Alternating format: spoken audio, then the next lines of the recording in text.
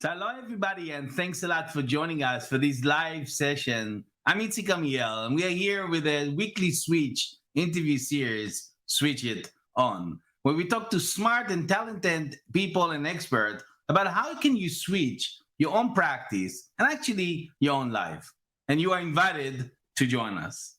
But before I start, I don't want to forget one of the most important things. I want to share my support to the people of Ukraine, to all my friends, to colleagues, the lawyers, everybody that I know for so many years going to this country with thinking and praying is great, but I know it's not enough.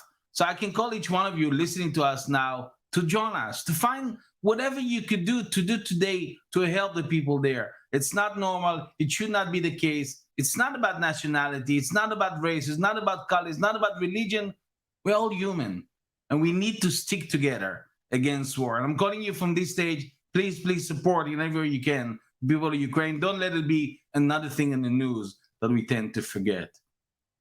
Today, we're talking about the important subject, the impact of change on reputation.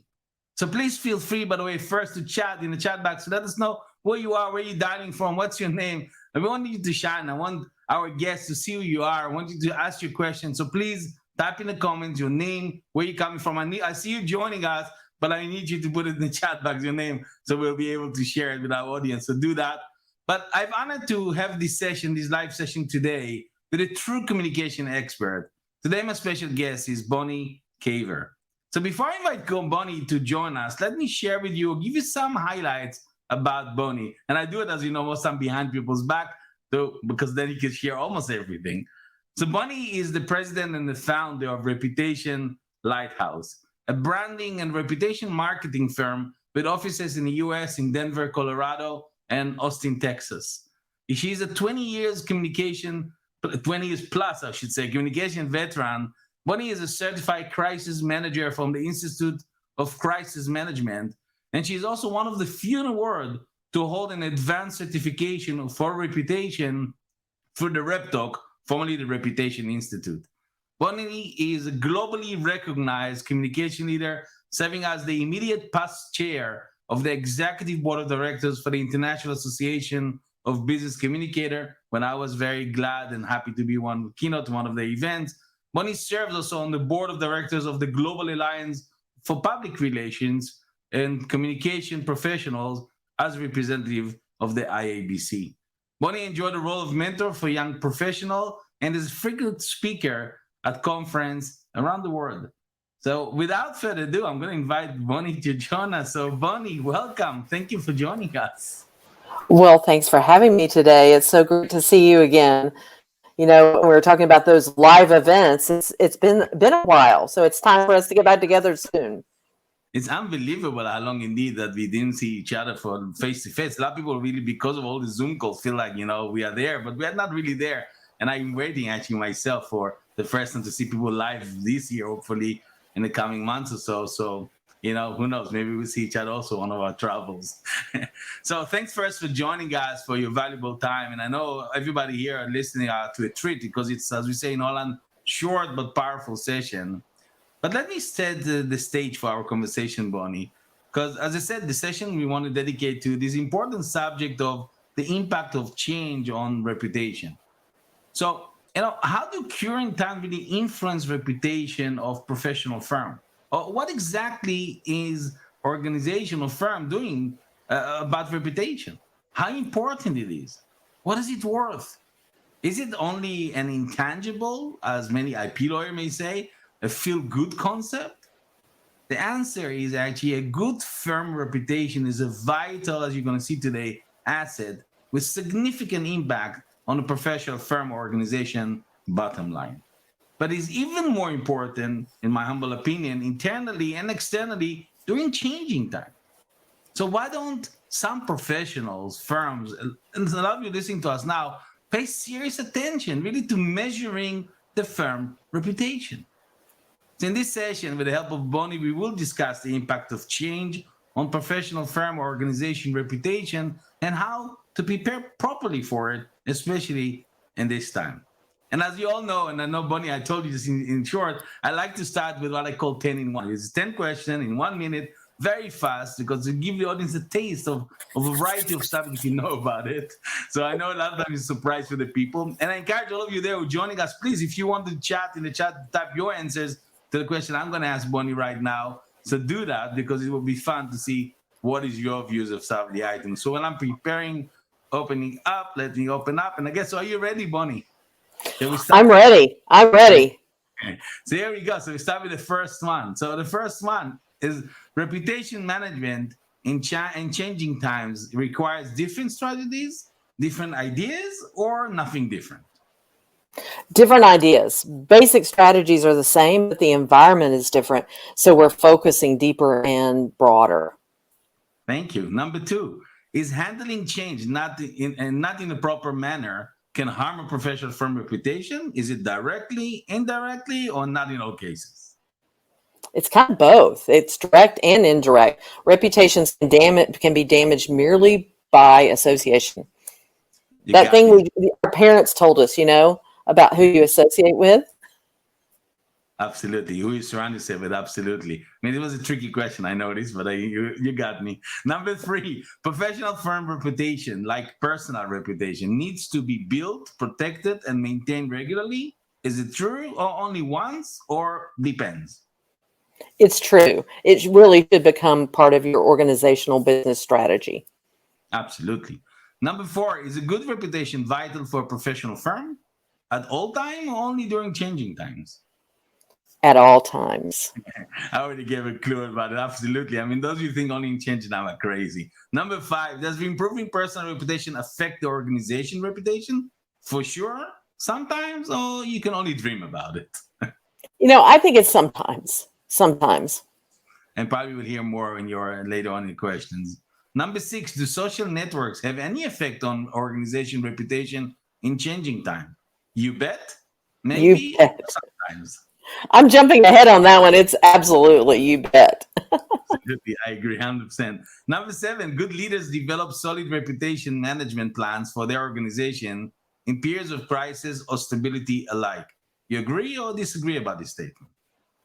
I agree, and I could probably teach a whole master class on this. That question alone. And I know you could, and absolutely, and indeed, it's much more valuable than people think.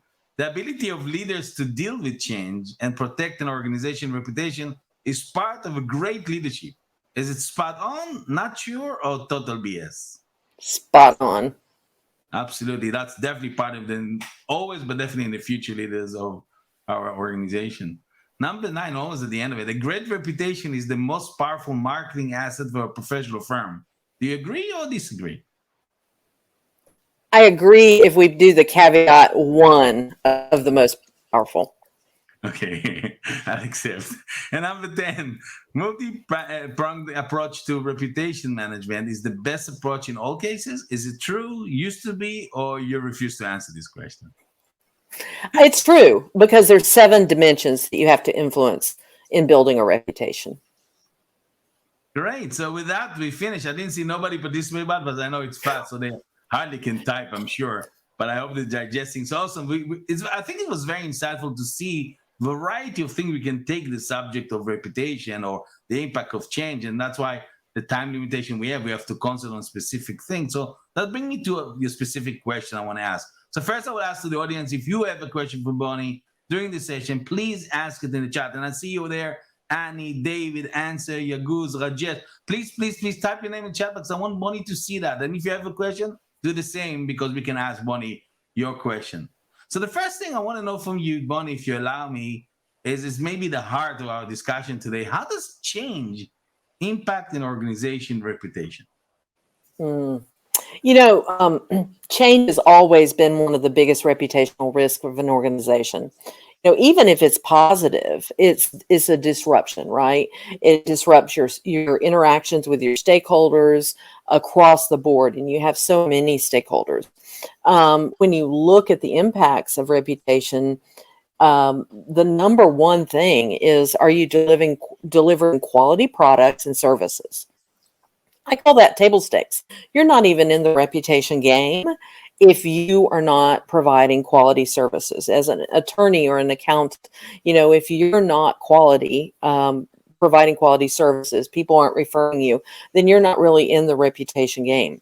So when you come in to change, you're really putting that at risk, right? Because you've got a disruption. You might not deliver the service the same as you always did. You might, miss a deadline. There's all those kinds of things.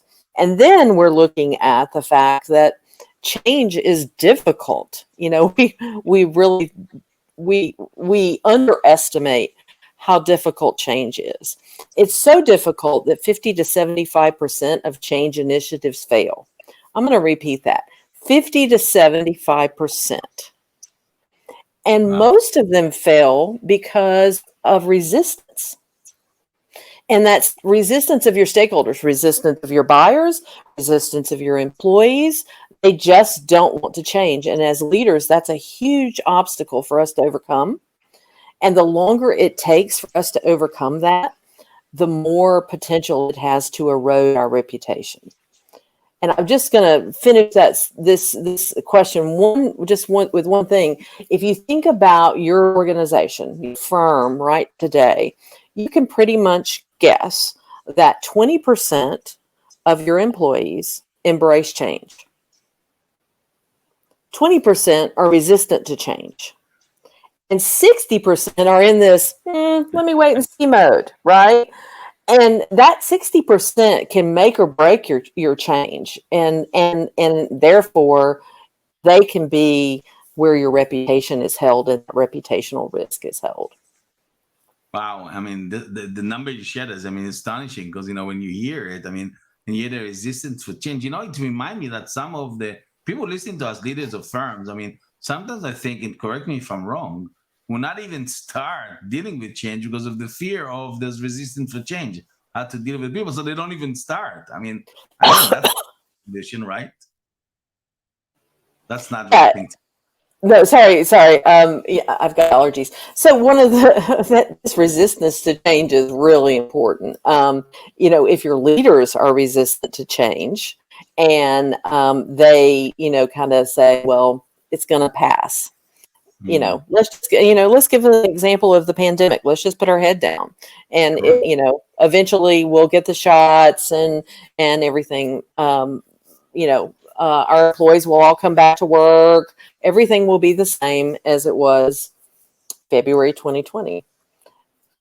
That's not reality, right? And the sooner we as leaders embrace reality, the better off we are.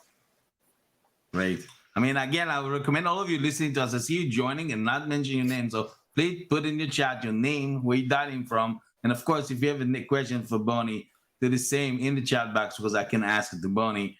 And again, that's your question. I'm more important than mine. So if you don't ask, I'll continue asking the question I have for Bonnie. And I really recommend you do that. So those of you who are just joining now, I invite you to learn more about the impact of change reputation management. And I'm sitting here with Bonnie Caver, one of the top experts on that subject that I know. So I definitely recommend you stay with us and listening. So Bonnie, let me ask you another question. Many of our viewers for sure asking themselves now when listening to you. And maybe it's again a big question, but I know you're going to pack it up with the right answers.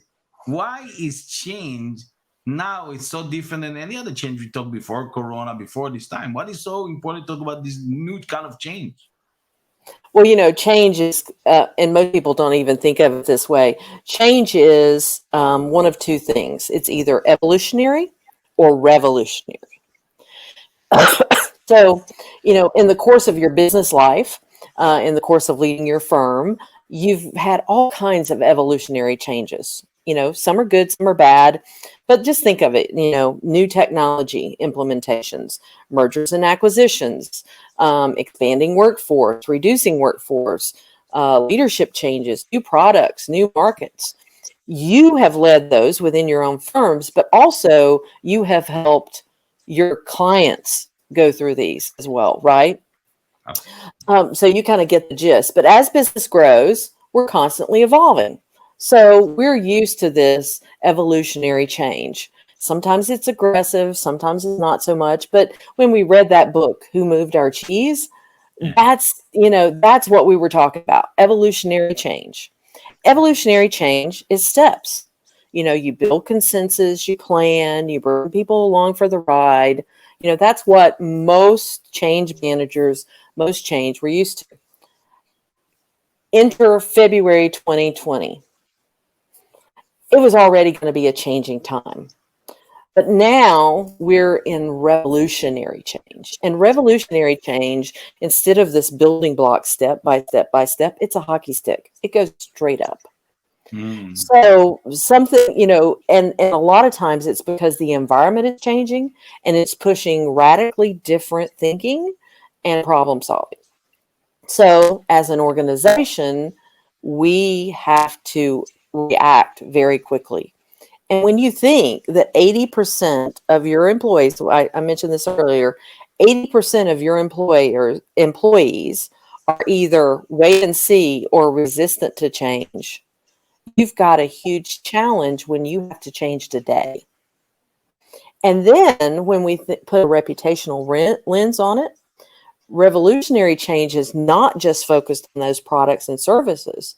It's impacting our innovation, it's impacting our performance, it's impacting our workplace, it's impacting our leadership, it's impacting our governance, our citizenship. All of that are the dimensions of where we are with our reputations. And just as we look at revolutionary change that we've already been through, we're exhausted, right? We are so fatigued from change. But we were already going to be in a change period because we're looking at 2030, which is most futurists are saying is going to bring revolutionary change as it is. We have climate change. We have a changing workforce. Right now, we have 3 to 4 generations in the workforce. We have population shifts. We have population decreases. We have digital transformation. All of that is going to cause revolutionary change because our environment is changing. And we as leaders of organizations are going to have to make those changes and lead those. And it's a different skill set to lead, and it's a different team than what we're used to on this evolutionary change. I love what you're sharing because I never heard it before about revolutionary evolutionary change. And I think what I'm learning from you is actually that, well, before maybe there's a way not to ignore or to avoid, but not to pay attention to this change. Now it's part of our life. And the mix of them is even so not expected. You don't know where it comes from. You have to be prepared in all kinds of scenarios, also from the unknown to the unknown, which is, there's no tools that you can find how to deal with it. And that's how rapid change could be in our life. And you see it in all kinds of ways of life. Not only Corona, because now the crisis and the war with Ukraine and all kinds of things going on in the world, that's really changing a lot of stuff in behavior, which is interesting to see because it's unpredictable. And I used to say the unknown is sweet, but I'm not sure about that sort of change. Let's maybe bring us to the corner with not many solutions in the pocket. Okay, Oh, but you're definitely hit on that when you talk about behavior change. If you just think about, many of us have been resistant to, order our groceries online, but COVID made us do that in many cases, right? We ordered our groceries online and they were delivered, and some of us like that. Some of us like doing that. We're going to continue to do that. And it totally changed things that were already out there. We were already planning to do as law firms and accountant firms. We may have decided that, we had to be in the office. You had to be in the office to take care of your customers. And we learned over 18 months that we didn't, and we were successful. So now, what is that behavior change as you bring people back to work? What are hybrid environments? Can you now run a firm that is not just in one city, but is in multiple cities because you don't have to be there every day because you can do a lot of the work remotely. So there's a lot of opportunity. I think change is often opportunity. It's just, are you in the right position to lead it? And lead it in a way that it doesn't damage your reputation. And I think you're right. And not only opportunity, like the implementation of that. Because I mean, I remember when I was a young lawyer, they always said, "Oh, we're going to work from home," and I said, "You're going to think about it because it's not about if we can. Of course, we could, but the trust between employee and employer, they will not trust you to work from home. So that's why it's never happened. Although we can talk about it all day long, but here you saw when it's executed. Now everybody discovered it's possible. Now it's very hard to go back. Now you see people don't want to go back, and it was always there. It's not that it was not there to be more efficient to work, but it didn't want to. I would say ignored it almost because you don't need to, but now you have to. You have no choice, and you discover new things, and that's opportunities. By the way, those of you joining us now, I mean, I just want to mention again, I'm here with Bonnie Caver, one of the top experts on reputation management. And I want you to listen carefully because it's involved each one of you, and a lot of you take it for granted, your reputation. Actually, reputation is something you can work on and not something you cannot work on, and it's in your hand. So if you, by the way, if you want to learn more about Bonnie, what her work, what she's doing, I would suggest warmly go to a website, and I will put it right away in front of you so you see it. Is how would you say it? Repliedhouse.com? Rep, replighthouse.com. Repliedhouse.com. So here it is. So type it in, connect with Bonnie, also on LinkedIn, talk to her. There's many things she can help you. I know we can't cover everything here today in our question to her, but definitely do that if you want to learn more about her work, what can expertise. And if you want to know more about any other BI Weekly Switch On interview series, I suggest warmly connect with me on LinkedIn, go to the Switch Up website, find out if you sign up, what are the business development strategies and tips, but also you'll be added to a list who give you regular reminders of a fantastic guest as today with Bonnie. So Bonnie, let's talk about the leaders of professional firm because those who are listening to us now want to know more because they are, in the end, they take the responsibility of manage reputation of the firm. And when we have reputation in mind, okay, how should you suggest leaders will navigate this change with this reputation in mind when we're talking about the change, the new change, revolutionary change? Well, first of all, I think you have to understand the reputation and how you work on a reputation, and just to simplify it. We look at our kind of our reputation formula as being a living brand, and a living brand is where you're communicating, where you're in charge of your culture, where you have the right connections, all aligned to your mission, your vision. Where are you going to, how are you making decisions, basically? A living brand is the heartbeat of a company and how operationally you make decisions, right? Mhm. And then how do you insulate that? So pretty much if you have your living brand and then you're protecting it, those are the things you need to focus on. So when you have your living brand is so key, you want to align with this changing environment to make sure your mission is aligned, your vision is aligned, your culture is aligned, your structure is aligned. You might need to change some of those things, right? Or you might need to see how those things work within the environment. I think there's a lot of modification going on and a lot of looking at our missions and vision and saying, is that still right today? Or do we need to make some tweaks? What is the purpose? A lot of talk about purpose, right? What is our individual purpose? What is our purpose for being in business? Because our stakeholders are wanting to know that. They're wanting to know much more about what is your purpose in society? What is your purpose in business? And it can no longer just be about, I want to make a lot of money. My purpose is make a lot of money. That doesn't necessarily work at the same level that it did at other times in our life. And this all falls to leaders. And as I've said before, the change management is revolutionary. So we have to change, we have to manage it differently. And it's not so much having a change manager within your firm.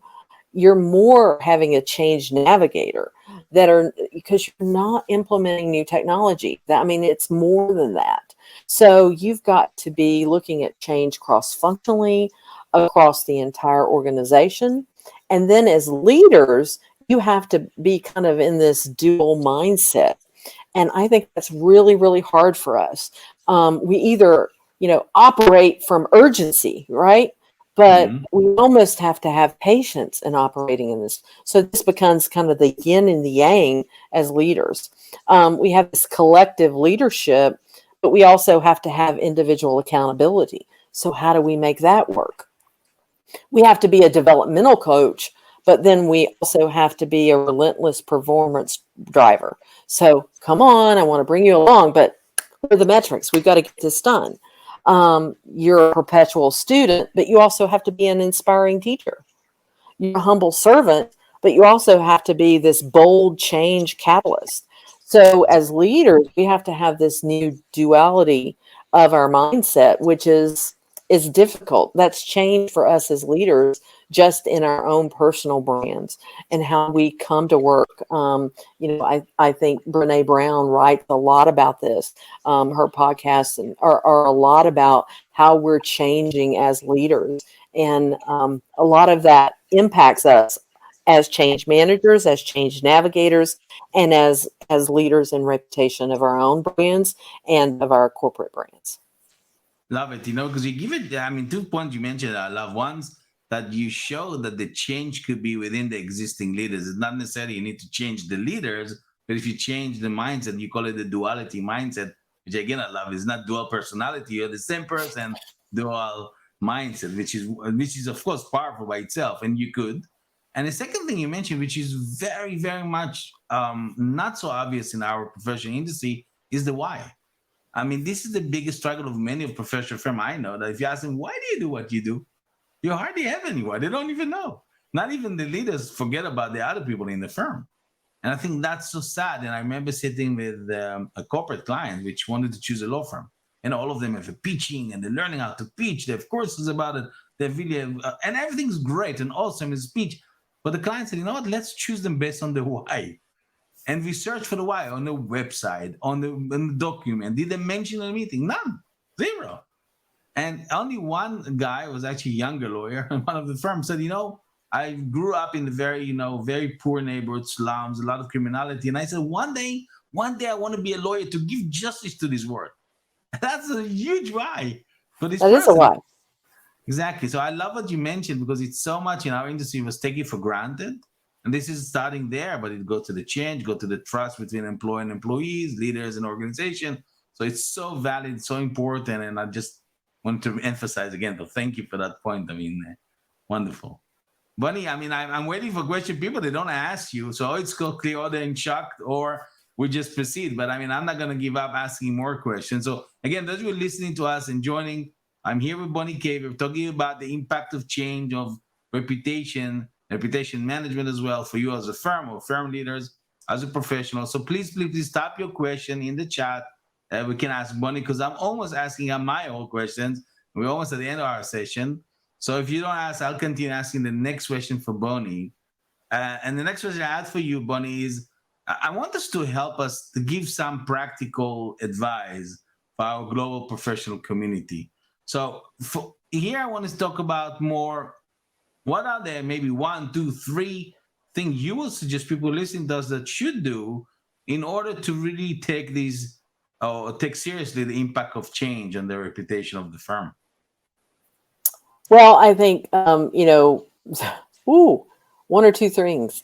That's the most difficult, right? There's so much that we need to be doing.